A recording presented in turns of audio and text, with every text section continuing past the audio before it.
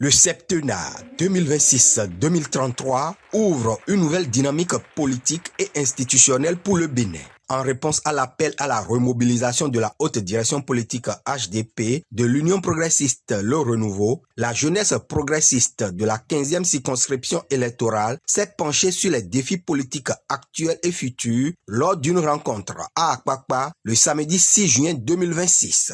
Toute la jeunesse de la 15e circonscription électorale soutient les initiatives du gouvernement et du président Romuald Wardani.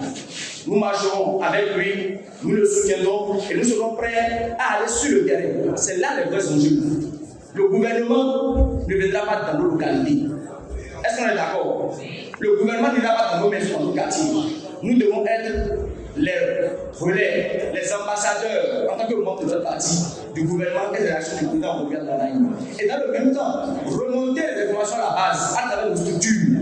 Dans ces démembrements, qui vont être restructurés les prochains jours, les jeunes militants du 1er au 6e arrondissement de Cotonou s'engagent à travailler dans la discipline, la cohésion et la solidarité. Aujourd'hui, il est plus important de nous mettre ensemble et de parler d'une seule voix. Nous devons demeurer unis, solidaires et mobilisés autour des organisations de nos responsables afin de relever ensemble les défis qui nous attendent. Nous allons dans les très prochains jours, avec le cadre d'organisation, réfléchir à un mécanisme d'aller dans les arrondissements pour expliquer à nos camarades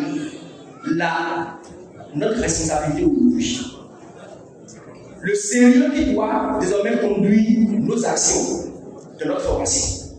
C'est ça ce qui reste important et capital à partir d'aujourd'hui. C'est pour ça que notre chef de parti a dit qu'on va refuser le parti pour s'organiser. Les leaders et personnalités de la circonscription louent l'initiative de la jeunesse. Chers jeunes, les défis politiques actuels sont nombreux.